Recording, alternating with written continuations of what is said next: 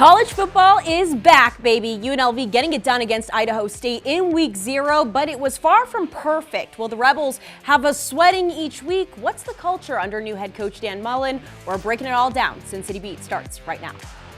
From Las Vegas, this is Sin City Beat.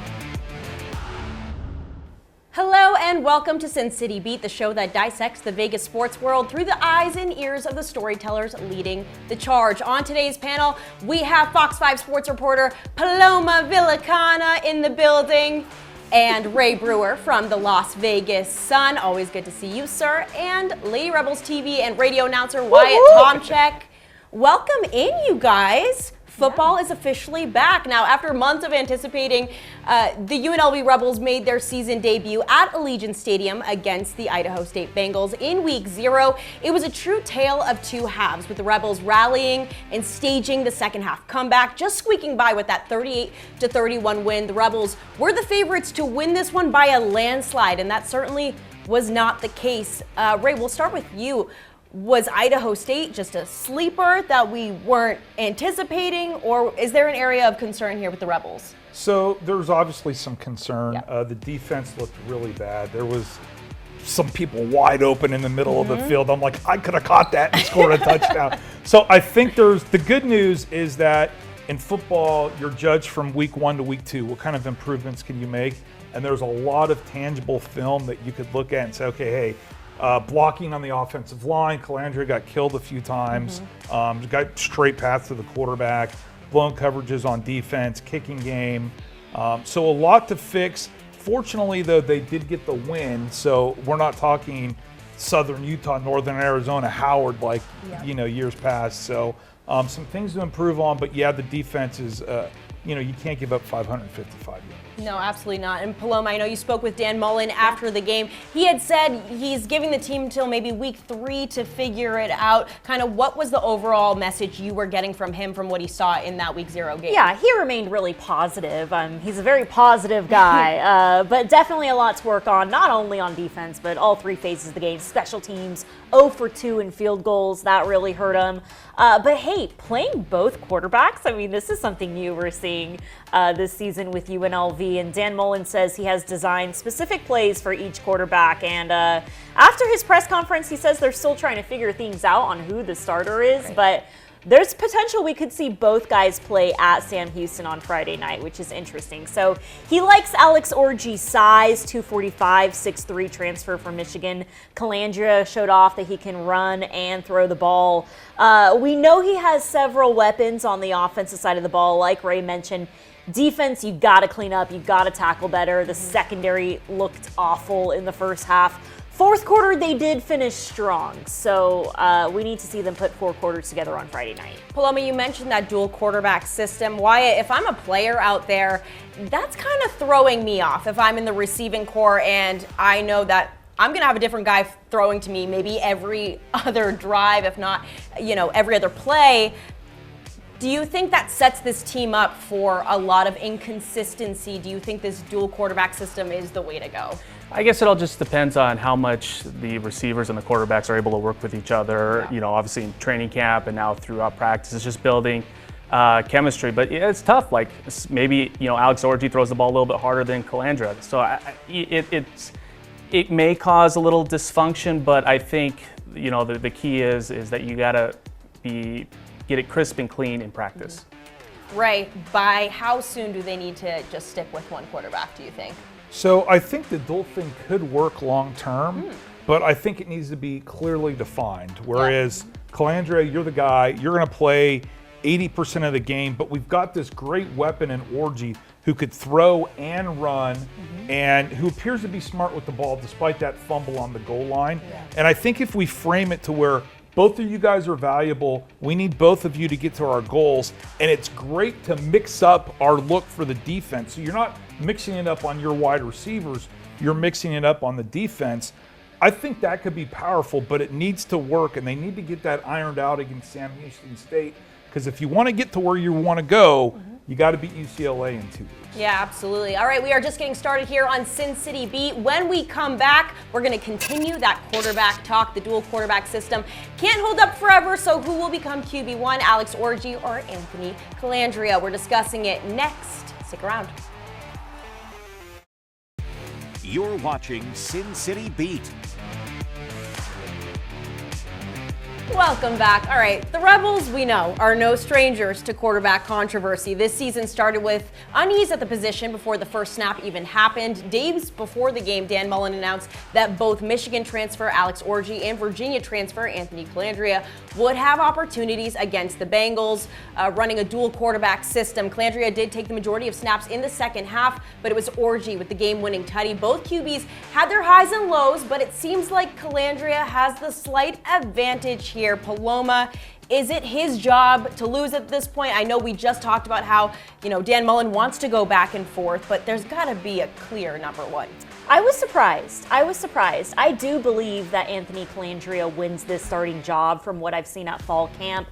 Just the reps he's had, the consistency he has, both throwing and running. He's really talented. But you also have Alex Orji too. I mean, of course he wants to use Alex Orji. Ray, you mentioned his size, just walking next to him. He's a big dude. So in the red zone, in short yardage situations, I mean, why not? Just look at him, his size just running to the end zone right there. So also his football IQ just coming from Michigan, learning under J.J. McCarthy. So really interested to see what they do at practice this week if they continue to use both quarterbacks. I think Anthony Calandria wins the starting job this season. But why hasn't he won it yet? And is that a problem? Because to me, that's what's wrong with him? Mm-hmm. Or is Orji just that good? Well, I think we've seen Dan Mullen in the past use his quarterbacks at Florida and use different talent across the field. But I don't know. Dan Mullen is a very positive, optimistic guy. I think he wants to throw in as many guys as he can. But just that consistency, I think, is what we're focusing on, is finishing the game strong. Well, as Paloma just mentioned, these guys can run and they can throw the ball, but the passing game was virtually not there in the first half of week 0. Wyatt, is that an area of concern for you? Should these guys have been firing off to get it going, or is relying on Jet Thomas in the ground game the way to go for this team? I think you use what was working well for you. If Jet Thomas is scoring a 70-yard touchdown every time he touches the ball, you give it to him. I mean, UNLV ran for, I think it was over 300 yards. Don't overcomplicate things. If the running game is working, you go with the running game. If the running game's getting shut down, try to expand it with the pass, but I don't think it's a concern at all. I think for UNLV, over 500 yards of offense, a little bit more rushing than passing, but like I said, you go with what is working right, and for UNLV, the star player on offense is Jet Thomas. And Ray, if you had to name a starter right at this point, I know you just asked Paloma, why hasn't Calandria been named the starter yet? Why hasn't he earned this job? You talked earlier about how the dual quarterback system could, be maintained and sustained in the long term. But for you, just from what you saw, do you have an immediate player that you lean towards that you're like, he's got the benefit here? Well, it has to be Calandria. I mean, he had 21 pass attempts, 15 of 21. Very good, 195 yards, very good. He played when it mattered in the fourth quarter. I don't think it's a controversy because they like each other. Right. I just think we all need to get in a room and say, here's our path forward where we could put you guys in the best position to help us be successful. I think the thing that worries me the most is this was a game where everybody was supposed to play. And we were going to empty our bench and we were going to leave feeling good about ourselves, and we were going to sing the fight song, and we were going to build off that for Sam Houston State. And you get in the locker room and you're wiping that sweat down and you're like, oh gosh, we just survived. So I don't know if they're at where they want to be right now in terms of the progression. And I think that limits what we do in terms of picking between the two quarterbacks. Yeah, Paloma, you're around these guys every single day. Just what is the leadership style with each of these quarterbacks? How do they differ? Are they similar at all? I think Alex Orji brings that football IQ from Michigan, like I mentioned. He's very smart, really smart kid. So is Anthony Calandria, a transfer from Virginia as well. Calandria brings the energy, he brings that leadership as well, but I know we're talking about the quarterbacks. Can't wait to get in on the defensive side of the ball. I feel like the quarterbacks are kind of the bright spot of this team. But, over 55 new players taking the field. They don't have a preseason like the NFL. They can't, work out all the kinks and nicks. Like, this was their first game of a completely brand new roster and coaching staff working together for the very first time. So I think we'll see major improvement on Friday. Against Idaho State. Right. But as you said, I've witnessed it in years past. UNLV has lost to, 4 FCS schools in the last 15 plus years? We could be talking about a loss, so thank goodness. But that was like the old UNLV. This is the UNLV that's ranked, that, was a win away from the playoff, that, wants to go to a bigger conference, that paid a bunch of money to get an SEC coach here. I mean, you shouldn't be challenged by Idaho State. Just don't say Howard again. That brought up bad nightmares. Yeah. Bad nightmares. All right, guys, good stuff. The Rebels defense, we talked about it a little bit, but it took a minute for them to get cooking. Can they tighten things up ahead of week 1 at Sam Houston, or have they already reached their ceiling? I hope not. What you see is what you get. I don't know about that. Stick around. We're getting into it next.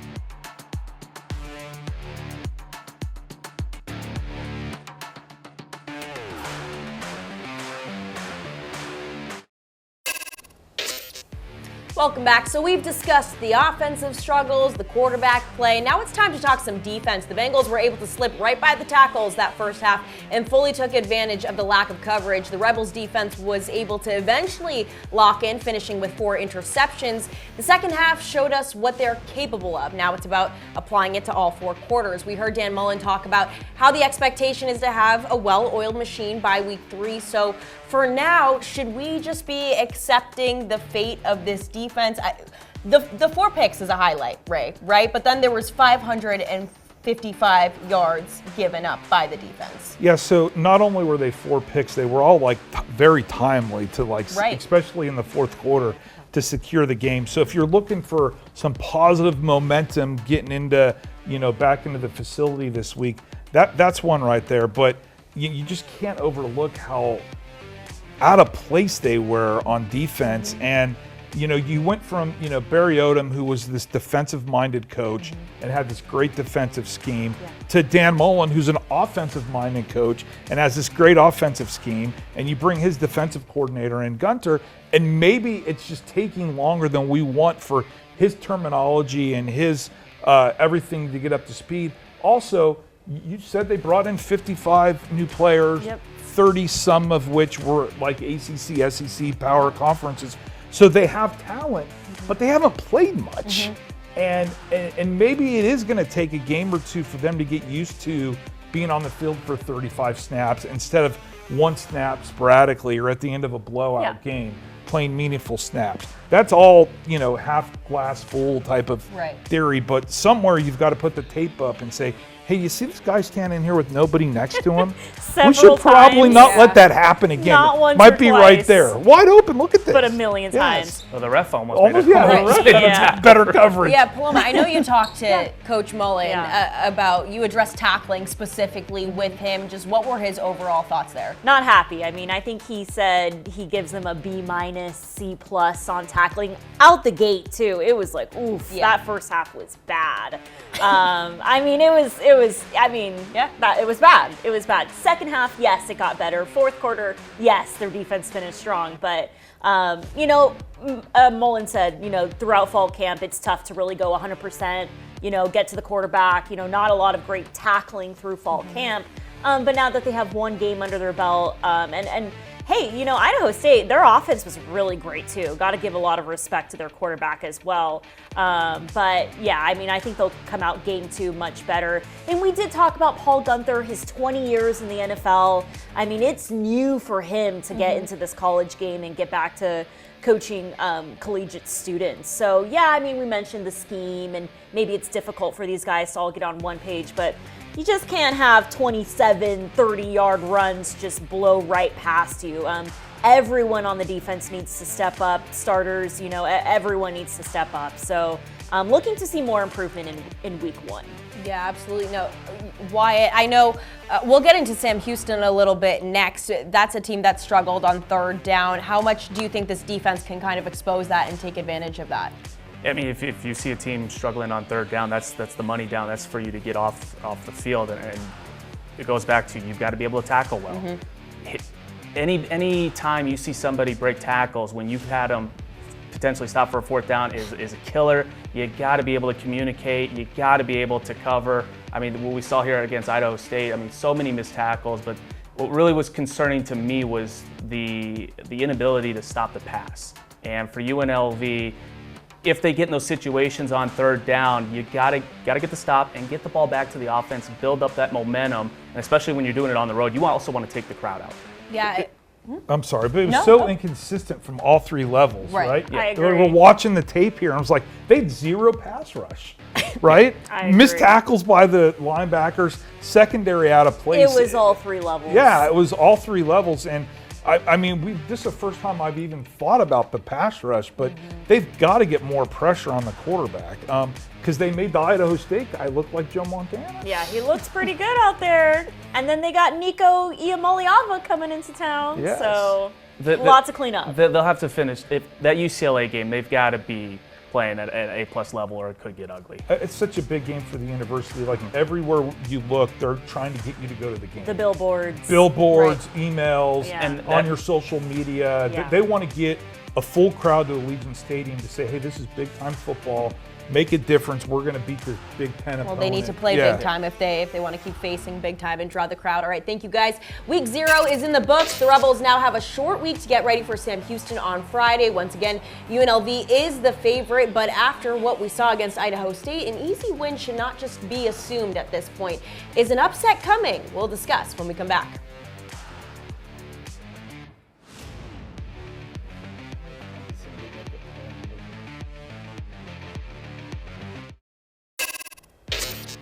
All right, a week 0 dub does not equate to us being able to relax as the Rebels get set for Sam Houston on Friday. A short week of prep and the boys are back at it. This should be another win for the Rebs, but nothing is guaranteed. We know that. Is UNLV on upset alert, Wyatt? I would say so, yeah. Even looking at the betting market, UNLV, they opened up as a 13.5-point favorite. It's down to -10.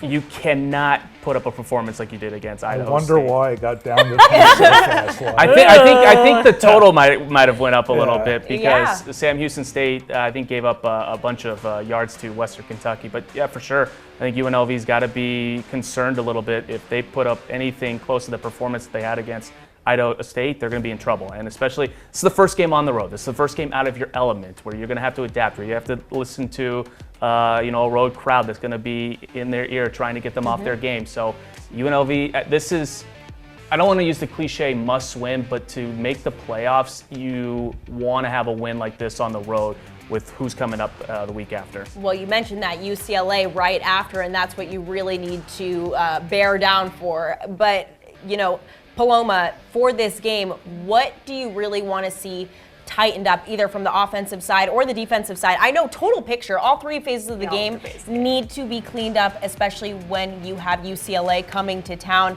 Yeah. But I feel like this is a really good opportunity for the defense to really step up against Sam Houston's struggling offense. Yeah, it's a short week for the Rebels too. Sam Houston's on Friday night at 6:30. So yeah, Dan Mullen and his guys got to come out the gate ready to work, and just come out the gate strong too. You got to start fast. I mean, Saturday night was really sloppy coming out the gate in all 3 phases.